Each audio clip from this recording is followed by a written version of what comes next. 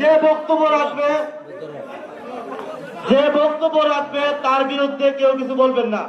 আপনার যদি বক্তব্য থাকে, কারো যদি কোনো বক্তব্য থাকে তাহলে মাইক নিয়ে বক্তব্য দিবেন। কারো যদি বক্তব্য থাকে মিলাদুন নবী উপলক্ষে, সিরাতুন নবী উপলক্ষে, কেন এখানে পরিচালক মহোদয় আছে, তার সভাপতি সাহেব আছে, তারা অনুমতি নিয়ে বক্তব্য দিবেন।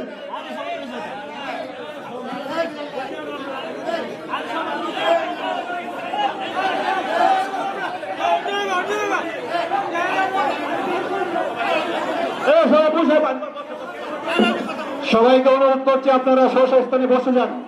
মেহরবানি করে শান্তি শৃঙ্খলা রক্ষার্থে আপনারা বসে পড়ুন।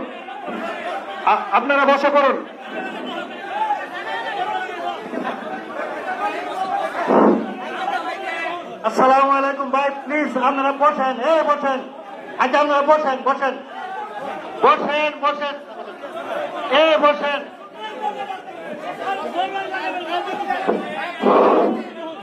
আমি শুনেন, আমার কথা শুনেন। নাহমাদুহু ওয়া নুসাল্লি আলা রাসূলিল কারীম, আম্মা বাদ, ফাআউযু বিল্লাহি মিনাশ শাইতানির রাজীম, বিসমিল্লাহির রহমানির রহিম।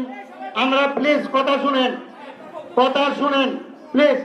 আমি কিছু কথা বলবো, মাস্টার সাহেব কিছু কথা বলবে, একটু বসেন। না আমরা শুনেন, আমার কথা শুনেন।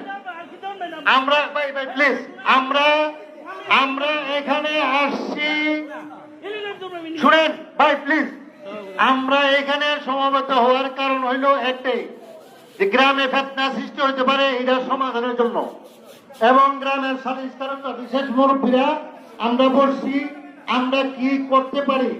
যেহেতু একদল ঈদে মিলাদুন নবী পালন করবে, তারা র্যালির মাধ্যমে ঈদে মিলাদুন নবী সাল্লাল্লাহু আলাইহি সাল্লাম, ঈদ অর্থ আনন্দ, মিলাদ অর্থ জন্ম, রাসূল সাল্লাল্লাহু আলাইহি সাল্লামের জন্মদিনে আনন্দ অর্থ এই নয় রিলি করে গাড়ি সাজাইয়া, নামাজ নাই, সুন্নত নাই, ঢোল বাজাইয়া রাস্তায় তারা রিলি করবে, ফ্যান পড়া তারা মুখবে, মাথার মধ্যে তারা কি বানবে, কি বলে ফিতা বানবে, পতাকা তুলাবে। এইগুলোর নাম কোনো আনন্দ না। আমরা তো আমাদের ঈদের দিন যে আমরা আনন্দ করি, আমরা কি এইভাবে মিছিল করে আমরা কি এইভাবে আনন্দ করি?